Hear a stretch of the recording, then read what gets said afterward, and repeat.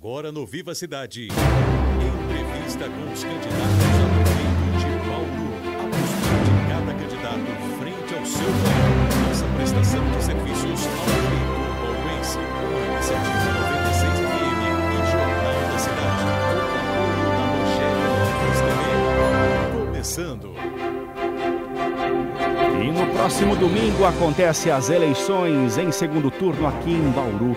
E a 96 FM, o Jornal da Cidade, com o apoio da Rogério Lopes TV, traz para o nosso ouvinte e também para o nosso internauta as ideias e o compromisso com a cidade dos dois candidatos ao segundo turno para a Prefeitura de Bauru.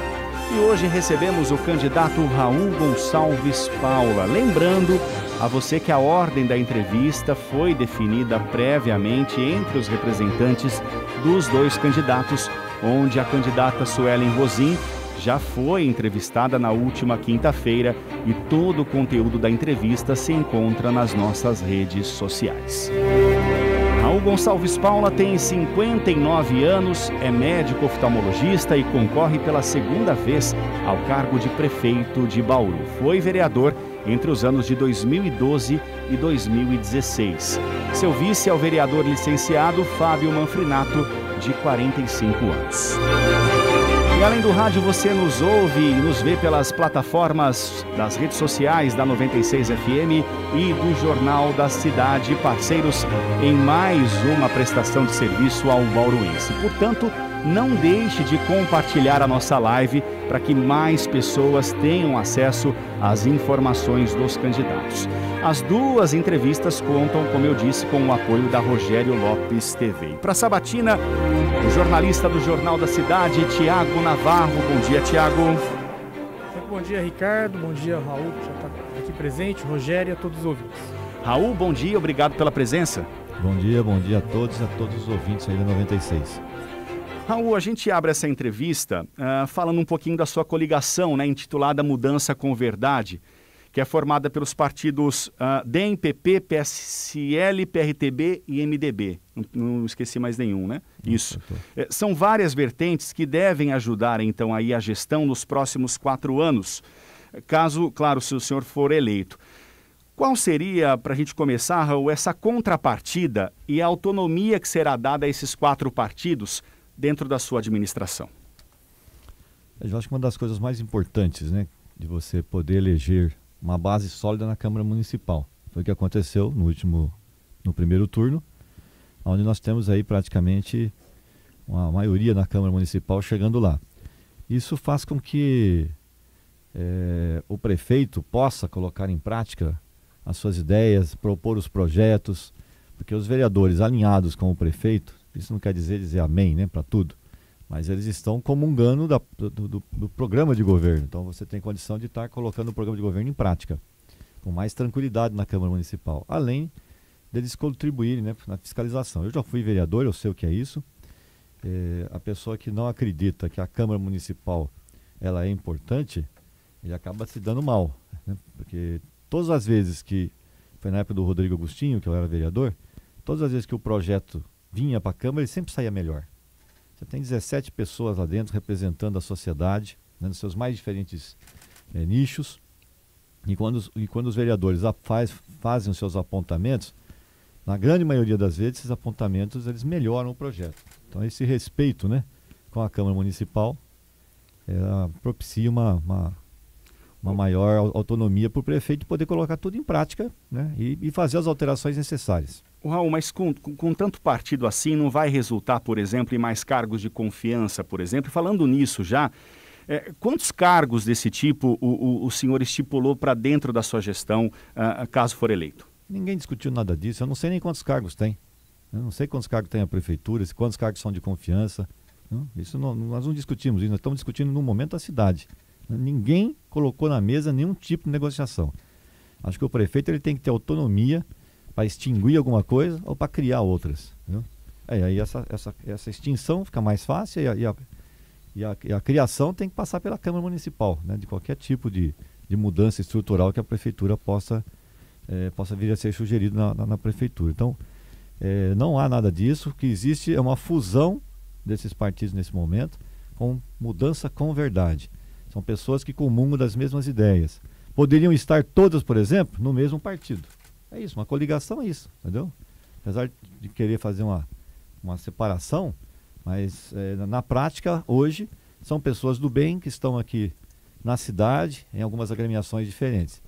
Não pode esquecer que hoje, com esse número de partidos que existe no Brasil inteiro, você acaba tendo um grande número de pessoas que estão em diferentes agremiações. Essas pessoas, com os seus representantes eleitos numa Câmara Municipal, né, eles vão estar ali, vai ter que sentar na mesa, vai ter que se discutir. Não tem como você querer governar somente com a sua ideia a partir do momento que você é eleito. Né? Porque aquelas pessoas que não votarem em você, você continua sendo o prefeito dela. E você tem que governar para todos. Para aqueles que votarem em você e também para aqueles que não votarem em você. Candidato, o senhor falou da relação com a Câmara Municipal. Falar um pouco da relação sua com o governo do Estado, através do governador João Dória, sendo que o vice dele, que é o Rodrigo Garcia, é do seu partido, ou seja, o senhor se considera alinhado aí ao governador Dória e também ao presidente Jair Bolsonaro, né? Se o senhor se considera alinhado às propostas do Jair Bolsonaro. Veja, eu vou devolver a pergunta para você nessa. Quem foi o candidato do João Dória em Bauru? Na eleição de 2000 Agora. Quem foi o candidato? Gazeta. Gazeta. Então, eu não tenho nada a ver com o João Dória, certo? Mas o vice dele é da chapa, né? O vice dele é diferente. O vice dele é do DEM. O que me dá condições, né, e força política de fazer sugestões de governo que precisam do apoio de alguém dentro do governo, certo? Se você achar que você vai fazer alguma coisa pela cidade de Bauru, ficando isolado, você vai ter que trabalhar somente com o dinheiro do IPTU. Você não vai fazer nada na cidade. Por que a cidade fica só patinando? Porque tem que ter relações institucionais. Se você não tiver relações institucionais, a coisa não vem. Vamos pegar aí uma obra hoje que está aqui na cidade. Vamos pegar duas, vai. Poupa Tempo, veio pelas mãos do governo ou foi o município que fez? Governo. Pede para a população tirar o Poupa Tempo hoje da cidade. Ninguém quer isso. Vamos pegar Nações Norte. Uma obra daquele tamanho. Quem foi que fez a Nações Norte? Estado. Entendeu? Quem está fazendo a duplicação das avenidas aqui em volta da rodovia do Marechal Rondon? São 200 milhões de reais. Bauru não tem condição de enfiar 200 milhões de reais numa duplicação de uma rodovia dessa no entorno. Então, a cidade tem que entender que as relações institucionais de um prefeito eleito têm que existir, né? Eu tenho a sorte de ter, no meu partido, o DEM, o vice-governador Rodrigo Garcia, que vai me dar toda a guarida, principalmente que ele já foi secretário de Habitação. Nós temos mais de 30 mil pessoas aguardando uma residência, uma casa. É um sonho deles. Eu já fiz contatos com o Rodrigo Garcia, no sentido que, qual foi o diagnóstico? A dificuldade das pessoas comprarem a sua casa é exatamente a entrada. Existe a possibilidade, no projeto Nossa Casa, do governo do estado, dele bancar o subsídio inicial, de 7 a 11 mil reais. Com isso, você não precisa da entrada. Aí você só vai começar a pagar a prestação da sua casa a hora que você entrar dentro da casa, que vai dar em torno de 400 reais. Isso viabiliza a casa para todos. Todo mundo vai ter condição de comprar a sua residência. Por quê? Porque o governo vai subsidiar, você vai ter uma entrada ali que você não vai ter que pagar. Vai vir dinheiro do governo para as pessoas. Com isso, você vai diminuir o déficit habitacional na cidade. Em relação ao governo federal, sua proximidade aí com os ministros e com o presidente Bolsonaro? Então, a proximidade com os ministros, eu tenho, dentro do partido PSL, nós temos alguns deputados que estão alinhados com a gente, como o Ricardo Zar, no PP, o Coronel Tadeu está aqui, o Tenente Coimbra, que está também no estado, você tem o Balas, vários deputados que vieram até aqui, senadores, né? Que estiveram aqui, eles têm contato direto com o governo federal. Isso propicia que a cidade possa ter um acesso direto. Aonde que isso é importante, que a população precisa entender? Bauru está precisando de um ambulatório de especialidades do município, atender a população do município. Você só vai conseguir credenciar um ambulatório de especialidade desse no SUS com contatos políticos, né? Essas relações institucionais, a parte técnica, e para isso você precisa de deputado, levando você até lá, fazendo você se encaixar dentro das portarias, né? Porque o dinheiro não cai do céu, viu? O dinheiro a fundo perdido é uma coisa aqui, outra lá. O restante, você tem que estar dentro dos projetos, das portarias dos ministérios. E é dessa forma que você consegue os credenciamentos, né? Eu recebi um pedido esse final de semana de uma criança que tinha sofrido um atropelamento. Eu venho falando aqui da dificuldade que existe nas crianças aqui na cidade de Bauru hoje para receber atendimento.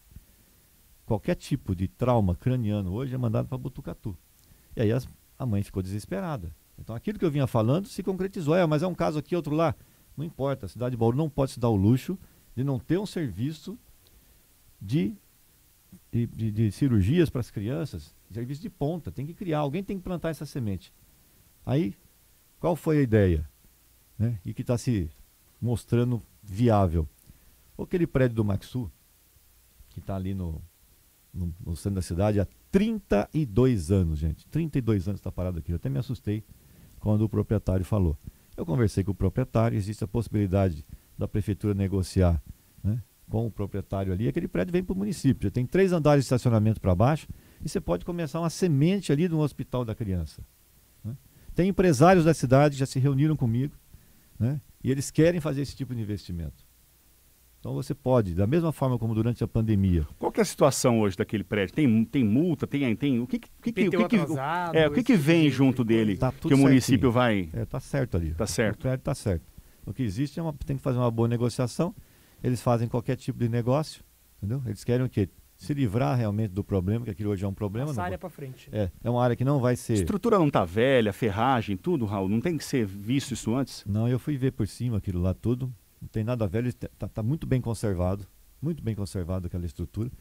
E depois de uma avaliação técnica, eu tenho certeza que aquela estrutura pode muito bem vir a servir. Agora imagina só, você planta a semente de um hospital infantil na cidade, porque está no centro, fica equidistante praticamente para todos os bairros, na verdade. E a cidade passa a ter uma estrutura com as mais diferentes especialidades na área da pediatria. Porque você também só ficar descentralizando o atendimento pediátrico, mas sem dar qualidade... Você cai nessas coisas que a gente vê aqui acontecendo na cidade. A cidade precisa pensar grande, né? E a hora que você coloca ali 1 ou 2 andares ali para cima, fica tranquilo, fácil de ser executado, né? Em termos de prédio. Você não vai levantar 10, 12 andares, não. Mas ele tem estrutura para daqui 50 anos aquele prédio ser usado ainda, né? Com qualquer tipo de aumento, mas no sentido vertical. Falando um pouco agora na saúde, já que o senhor tocou no assunto, né, analisando inclusive o seu plano de governo, Raul, a questão da saúde foi a que mais recebeu ali, né, a atenção no seu plano.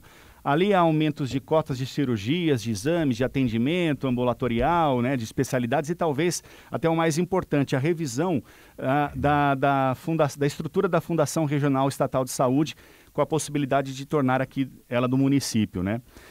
Na gestão, o bauruense, na sua gestão, o bauruense ele vai se livrar da fila do CROSS, por exemplo, né? Como que o senhor vai tratar essa questão das vagas das cirurgias? Tá bom, são 2 coisas totalmente diferentes, né? A Fundação de Saúde, ela é uma ideia minha, se você for ver a história, você vai ver eu lançando isso lá atrás, quando eu estava no Partido Verde ainda, fez parte... Nós recebemos críticas na época do governo Rodrigo Agostinho em relação à Fundação de Saúde, que depois eu me elegendo vereador, né?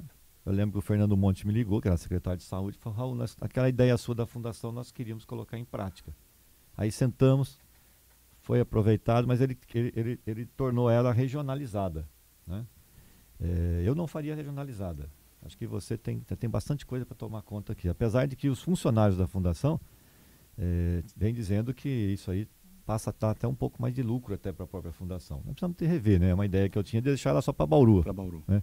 Mas com esse comentário dos funcionários da fundação, a gente tem que pensar até 2 vezes em relação à sua municipalização total ou deixar como está regionalizada, se ela estiver realmente dando lucro. Né? Foi a posição dos funcionários. Ela dá uma maior mobilidade para o prefeito poder resolver tapas-buracos, né? Em todas as escalas, essa é uma verdade. Dá chance para que os funcionários, mesmo estando às vezes trabalhando no município, possam fazer plantões do outro lado. Né? Então eu acho que a fundação ela é essencial, né, para você comprar serviços, no caso como você acabou de dizer aí. Vamos supor que eu queira fazer um mutirão de cirurgias de catarata na minha área. Você pode comprar serviços, entendeu? De todas as pessoas vão participar da licitação pública da fundação. Você pode, do mesmo jeito que você compra serviço para fazer uma ponte, você poderia comprar serviços para resolver demandas na área da saúde, entendeu? Então a fundação ela propicia que isso possa acontecer. Existe um apontamento agora do Tribunal de Contas da União, porque ela fugia também do limite prudencial de gastos. E parece que agora não vai mais fugir do limite prudencial de gastos. O Tribunal de Contas do Estado, ele está entendendo que os gastos que estão ali na fundação teriam que também fazer parte daqueles 52%. Isso coloca numa situação um pouquinho mais enroscado, né? E você ter que aumentar tanto assim os gastos para a fundação. Mas ela tem esses outros artefatos que eu falei aí. Mas a fundação vai ficar lá, acho que é um mecanismo importante, entendeu? De atendimento. E nós não vamos mexer com a fundação. A fundação, na verdade, ela vai servir para fazer mais serviços públicos para a população. Em relação ao bauruense se livrar realmente desse sistema de vagas, do CROSS, que realmente deixa o bauruense muitas vezes na fila aí por muito tempo. O candidato até coloca a questão do hospital do idoso. Do idoso. Se vai ser, como financeiramente isso vai ser viável, né? Tendo em vista que não há um recurso a mais aí na saúde, né? Então, o hospital do idoso, por exemplo, é importante. São mais de 83 mil pessoas com mais de 60 anos na cidade. Você tem que ter, né, um sistema, tem que pensar alguma coisa para fazer uma política pública para o idoso, mas de uma forma mais pujante, né, uma forma de volume. Está sendo gasto hoje, nesse momento, está sendo gasto pelo Estado, no Hospital Manuel de Abreu, que eles queriam fechar esse hospital lá atrás. Nós chegamos a fazer um abaixo-assinado, isso aí chegou na mão do Rodrigo Garcia, né, e o hospital passou a ser, mudou a meta do hospital, ele passou a ser reformado. Então hoje a reforma está em torno de 20 milhões de reais e está prevista aí para levar praticamente 2 anos para terminar. Já está praticamente com 1 ano, né, de execução, então teria mais 1 ano. Então quem já está reformando um hospital desse, com influência política você pode fazer com que ali também tenha um ambulatório. Isso como existe o PROMAI aqui na cidade, né, que dá um atendimento ambulatorial, nós poderíamos também lá dentro ter um atendimento ambulatorial. Ou seja, quem faria isso seria o Estado, então? O Estado ou parceria com o município. Entendeu? Mas de uma forma, aquilo que eu falei assim, com uma forma mais técnica, com uma forma mais dinâmica, com resolutividade. Então existem as principais doenças que incidem nas pessoas idosas, poderiam estar previstas ali, atendimentos ambulatoriais de prevenção principalmente, entendeu? E em relação à fila dos demais, né? Além dos idosos, Isso, agora vamos nos demais. Os demais você tem que dividir em 2 vertentes. Você tem as cirurgias eletivas, que é aquela cirurgia que você vai marcar a cirurgia. Cirurgias eletivas hoje na cidade está praticamente marcação zero.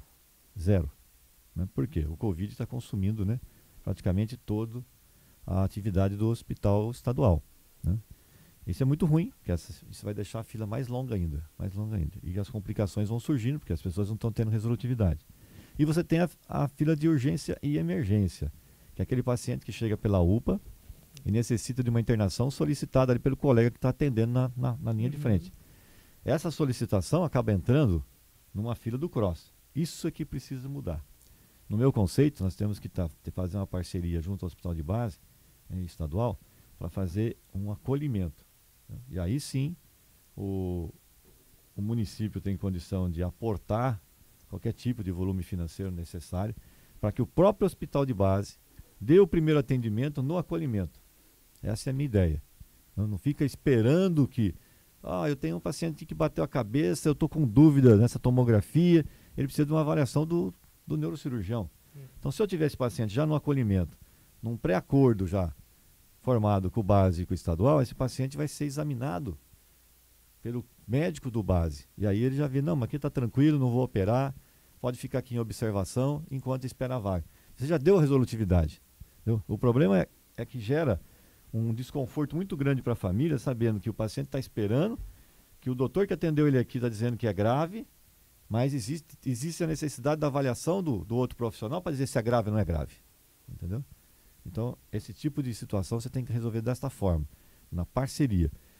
Existe aí praticamente 65% de ocupação desses hospitais pela cidade de Bauru.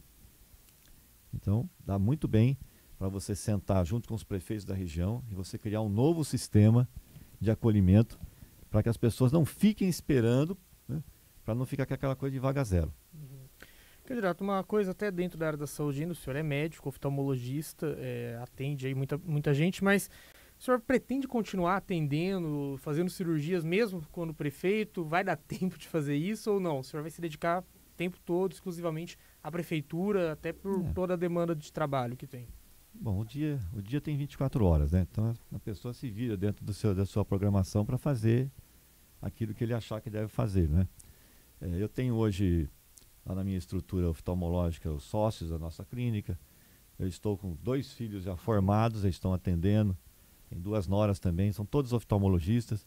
Então, em termos de ter cobertura na minha profissão, se você quer saber mesmo, é que eles estão querendo que eu saia fora para eles sentar na minha cadeira, né? Eu acho que está mais ou menos assim. Mas é possível você ter... É claro que eu não vou conseguir atender lá full time, como eu sempre fazia. Mas você pode ficar ali 2 horas atendendo e fazendo um pouco de... Até porque, daqui 4 anos, o que vai acontecer? Eu tenho que voltar para trás, né? Eu tenho que voltar na minha cadeira, na minha profissão. Esse é o grande problema hoje da política, né? As pessoas esquecem que a política não é profissão. O eleitor, ele tem que desejar que aquele político tenha profissão, porque ele vai falar assim, bom, ele vive do quê? Não, ele vive disso aqui, ó. É disso que ele vive, né? Então você pode ficar tranquilo aí que o tempo a gente sempre dá um jeito. O senhor acredita que é possível, então, mesmo com toda a demanda de uma prefeitura, a agenda de um governo, ainda conseguir ainda manter alguma atividade como médico? Então, o senhor acredita que isso é possível? Você deve fazer isso, né? Deve fazer isso, porque... Vou dar um exemplo prático. Vamos pegar o deputado Pedro Tobias aqui na cidade de Bauru. Eu nunca vi o Pedro Tobias deixar de atender. Principalmente os mais necessitados. Ele sempre atendeu na maternidade de São Isabel, sempre. Hoje ele atende até no estadual. E ele mantém isso. Né? Sempre. De segunda-feira de manhã ele atendia, né? Depois ia para a Assembleia, voltava na sexta à tarde, atendia. Então a pessoa vai fazer dentro dos buracos que a pessoa tem de descanso, ele pode utilizar aquilo para poder fazer o atendimento dele. Agora 7 horas mais 44 minutos, a gente conversa aqui com o candidato à Prefeitura de Bauru, Raul Gonçalves Paula. Compartilhe essa live para que mais pessoas tenham acesso. Nós vamos até às 8 horas da manhã. Candidato, o senhor fala muito no seu plano de governo, ainda destrinchando o seu plano, um pouco mais o seu plano de governo, de realizar muito o convênio com o governo estadual, federal, em busca de recursos. E ao mesmo tempo em que nós ficamos aqui preocupados, candidato, se a conta do município vai fechar. E nessa preocupação ainda dobra com inúmeras propostas de campanha que o senhor fez ao longo aí dessa sua caminhada aqui à candidatura. Não é pretensioso da sua parte, Raul, assumir tanta responsabilidade pelos próximos 4 anos, sem ao menos ter aí uma certeza de ajuda realmente federal e estadual? Por exemplo, o atual prefeito prometeu destravar a cidade em 100 dias e no segundo mês de mandato ele ganhou uma enchente que devastou a cidade, teve que usar um recurso, desprender um recurso grande naquele momento e foi por terra o processo do destravamento da cidade. Uma conversa mais clara com o munícipe, escancarando a verdade para o ano que vem, Raul, não teria sido mais prudencial? Não, acho que é importante o seguinte, é como se fosse, o plano de governo é como se fosse um plano diretor da cidade. Então você vai dar um plano, a cidade aqui é importante que ela caminhe nessa direção. Por exemplo, eu falei aqui de um hospital das crianças, certo? Um hospital infantil. É como se fosse plantar uma árvore, você não planta a árvore de mudinha e ela vai crescer. Então você plantar a muda, para mim, eu já me sinto realizado, porque você plantou a muda, nós sabemos que aquilo precisa ser maior, mas é importante você plantar a muda. Vamos pegar o Hospital de Câncer de Barretos, por exemplo, ou mesmo de Jaú. Alguém plantou isso lá atrás, entendeu? De uma forma inicial. Então é importante que a população entenda, e vocês também possam entender, que você plantar a ideia não significa que você vai conseguir fazer ela na sua totalidade, mas você plantou. Aí você você consegue dar um ambulatório de especialidades do município, por exemplo. Você vai lá, você consegue ter um prédio, consegue montar a estrutura e a forma que vai começar o gerenciamento. Quem que vai bancar isso? Bom, o município está bancando. Mas se ele capacitar esse ambulatório, registrar ele dentro do Ministério da Saúde, ele começa a receber verba pública para fazer a manutenção disso, porque você vai receber por atendimento. Então você aumenta a entrada de dinheiro público na saúde. Se você não fizer nada, você simplesmente vai ficar com aquele de recurso que já vem. Agora, se você credencia ele, você vai passar a receber por aquele serviço que você está prestando junto às portarias da União. Então está faltando isso na cidade, a cidade buscar os recursos, principalmente aqueles recursos que possam vir de forma contínua. Então na área da saúde é assim, se você consegue registrar os serviços, o recurso vem de forma contínua. É o que aconteceu na gestão do Fernando Monte na época, que ele conseguiu credenciar as 4 UPAs da cidade. Isso não, você conta nos dedos das cidades que conseguiram fazer isso. Então, os recursos passaram a vir, né, de forma contínua e estão vindo aí até hoje. Entendeu? Então, é assim que você faz política. Você faz a política plantando a semente e buscando os recursos para fazer a sua manutenção, né? E existem aqueles outros recursos que você consegue através dos contatos políticos, através de uma sentada com o ministro, né, os ministros, dentro das portarias. É assim que você também traz aquelas verbas que vêm uma vez só, vêm duas, mas elas vêm principalmente para a infraestrutura, né? E aí você também consegue fazer as realizações. Agora, se você ficar sentado, achando que não dá para sonhar, achando que você não pode plantar sementes, as ideias, então para que existe plano de governo? Cadê o plano diretor de um plano de governo? Eu entendo um plano de governo como fazendo parte de um plano diretor da cidade. Certo. Candidato, circulam aí na internet, nas mídias sociais, vídeos aí relativos a duas situações. Uma é de uma condenação que o senhor teria tido aí há alguns anos em relação ao Instituto Oftalmológico e outra em relação à campanha de deputado estadual em 2018, a prestação de contas, alguns problemas que possam ter ocorrido. Isso aconteceu? O senhor chegou a ser condenado? Como é que está essa situação aí para o eleitor saber? Isso aí é tudo fake news, né? As pessoas pegam a inicial de um processo desse, que é antigo, tem mais de 25 anos isso, e, claro, eles querem colocar só o caput de um negócio, né? Só a introdução, a primeira página. Mas não coloca a última página. A última página é a canetada do juiz, não é verdade? Agora, por que o cara não coloca ali, né, qual foi a sentença do processo? Porque eles têm interesse de colocar só o início da coisa. Foi da Justiça Federal esse daí, né? Isso. Então, vai lá ver a sentença, né? Tá público também. Mas a pessoa não quer saber de colocar a sentença. A sentença está lá. Foi absolvido todo mundo lá bonitinho. Mas ninguém colocou, simplesmente porque existe a intenção de confundir a população. Em relação as contas de campanha. As contas de 2018, campanha, né? Foi a primeira vez que fizeram aquelas prestações de contas para os municípios de forma diferenciada, né? E uma das alterações, um dos apontamentos ali é em relação à nota do Facebook. Quando você faz os impulsionamentos, não é o Facebook que emite a nota, sabe? Quem emite a nota é a local web, né? É a local web. Terceirizada deles. São terceirizadas. E aí eles emitem a nota e o que aconteceu? A nota não bateu com o valor que nós compramos. Por quê? Não usamos tudo, entendeu? E o fato de não usar tudo, então, é muito complexo. Então, hoje nós estamos mais espertos em relação a isso. Você compra aquilo que você vai realmente conseguir entregar. Porque mesmo, às vezes, você dando ordem para o Facebook gastar o dinheiro, ele não consegue entregar aquilo na velocidade que precisa. E isso deu o quê? Deu um disparate entre aquilo que tinha sido comprado da nota, né, que foi apresentado a compra, com a nota que foi emitida pela terceirizada. E aí o tribunal não conseguiu entender aquele processo, aí a gente teve que explicar isso, mas simplesmente isso. Candidato, uma outra questão, né? A gente vai falar um pouco agora do seu vice, o Fábio Manfrinato, que foi citado no caso Coab.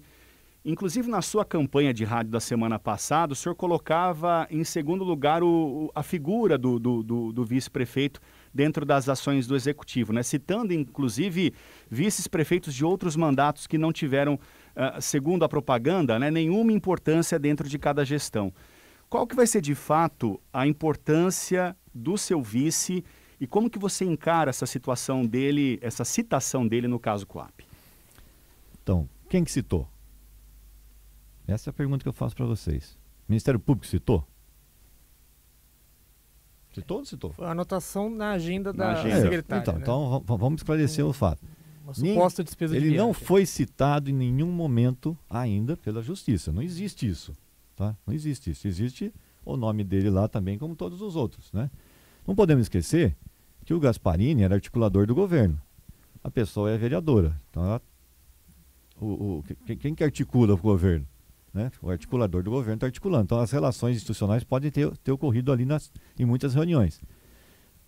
O Fábio Manfrinato foi escolhido, não foi à toa, entendeu? Ele foi escolhido pela folha de serviços prestados que ele tem com a cidade. Por 2 legislaturas, ele foi o vereador mais votado, né? As pesquisas mostravam que ele tinha uma preferência do eleitorado bastante grande. Foi candidato a deputado estadual pela cidade e fez aqui na cidade de Bauru 37 mil votos, né?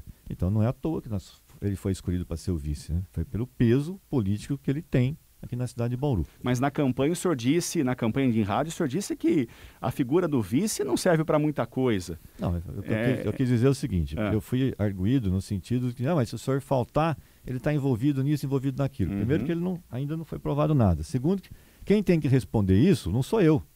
Quem tem que responder isso é o Fábio Manfrinato. Você perguntar para ele, ele tá nas mídias sociais. Você explicar lá, você vai ver. Inclusive, ele prestou um depoimento já na comissão de ética da Câmara. Da Câmara. Então tá lá. Então ele está mostrando com transparência, né, o que é isso, o que foi acontecer. Agora, ele foi fazer o quê? Ele me explicou. Eu peço as explicações, na verdade. Ele tem que explicar. Se ele dever alguma coisa, ele pague lá na frente. Né? É a mesma coisa de você ter uma pessoa na sua família que você não vai deixar de dar a guarida para a pessoa, mas ele tem as explicações pelos seus atos, na verdade. Agora, nesse momento, não existe nenhum apontamento em relação a processos judiciais dele. Quem fez isso foi a mídia que divulgou apenas o nome dele lá e já criaram toda essa balbúrdia, é claro, com segundas intenções. Como é que eles poderiam prejudicar uma eleição minha, né, que não estão conseguindo me atingir? Com as fake news vão pegar o quê? Vão pegar exatamente um fato isolado desse tipo aí. Agora, quando tiver todas as explicações dadas e ele não foi realmente indiciado, já passou a eleição, aí os caras estão dando aí, como é que ficou o negócio? Entendeu? Então, quem tem que explicar isso chama-se Fábio Manfrinato, na verdade. Ele está fazendo isso nas suas mídias sociais, ele vai responder pelos seus atos, tá? E eu sou o candidato a prefeito de Bauru. Ponto. Né? É isso que eu estou dizendo para vocês. Em relação à figura do prefeito, em relação ao que você estava dizendo, na verdade, é que nos últimos anos, né, a figura do vice sempre é um cargo mais de expectativa, na verdade. Foi isso que eu quis dizer. Que ficaram querendo dar importância maior para o vice, né? Talvez a importância maior tenha que ser dada no caso da outra candidata, que já está claro, já declarou que ela quer ser candidata a deputado. Né?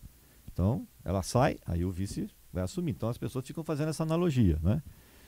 Eu quero ser prefeito de Bauru. É isso que eu vou ser, prefeito de Bauru. Não quero ser candidato a deputado. Candidato, a gente passou rapidamente pela questão da Coab e é importante que as pessoas saibam o que o senhor vai fazer com a Coab. Vai liquidar ela rapidamente, vai assumir essa dívida para a prefeitura e depois cobrar os demais acionistas. O que vai ser feito? Até porque a Coab virou um símbolo de corrupção praticamente em Bauru, virou um problema para a cidade. O que o governo do senhor, caso eleito, vai fazer com a companhia? A Coab precisa ser extinta, ela perdeu a sua função social. Ela passou a ser um escritório de recebíveis. Então ela vai ter que ser encarada dessa forma. Hoje existem formas mais modernas de se fazer as casas, né, onde as relações institucionais entre Caixa e as construtoras pode ser mais direta. Não há necessidade nenhuma de passar isso pela Coab. Nenhuma. Antigamente tinha que se passar pela Coab e a Coab ganhava 6% desses contratos. Hoje as construtoras fazem isso de forma direta. Foi o que eu exemplifiquei aqui. Nós estamos com mais de 30 mil pessoas aguardando uma casa na cidade. Então, nós vamos fazer as construções de uma forma mais eficiente. Não é possível que a cidade tenha construído nos últimos 4 anos apenas, está construindo ainda, nem terminou, apenas 500 moradias, não terminou isso ainda. Fizeram anúncio de monte, hein? Anunciou casa aí de monte. Mas você vê, a mesma construtora que está fazendo aí 500 moradias na cidade, ela construiu nos últimos 10 anos em São José do Rio Preto, que ela é de lá, porque eu sentei para conversar, 15 mil moradias. Uma única construtora construiu em São José do Rio Preto 15 mil moradias. Né? E aqui na cidade de Bauru, pra você ter uma ideia, as pesquisas estão apontando que as pessoas preferem casa a apartamento. Entendeu? Então eles preferem moradias mais horizontalizadas. Então isso é possível de ser feito na cidade. As construtoras estão reclamando da morosidade, né, que a prefeitura tem na aprovação dos projetos e fazer com que isso se torne uma realidade na cidade de Bauru. Agora 7h mais 56 minutos. Candidato, falar um pouquinho da educação. O senhor fala em reduzir a fila, né? Reduzir a fila de vagas para creches aqui em Bauru. A gente sabe que isso passa governo, entra prefeitura, entra prefeito, sai prefeito aí na administração da prefeitura e isso não se resolve. A gente não consegue chegar aí num zero aí, né? Ficar aí com a fila zerada para as crianças, principalmente na faixa de 0 a 3 anos. Como é que isso vai ser feito? O governo atual até tentou comprar vaga em creche particular, não conseguiu, porque a localização não era na periferia, a maioria das particulares estão em regiões mais centralizadas. Vai ser construindo creche, vai ser ampliando. O que vai ser feito para que as mães, aí, os pais, tenham as vagas para as crianças? A creche passa a ser uma coisa importante à medida que a população, somente a feminina, tem que muitas vezes partir para o arrimo de família, né? Elas estão trabalhando, as mães precisam trabalhar.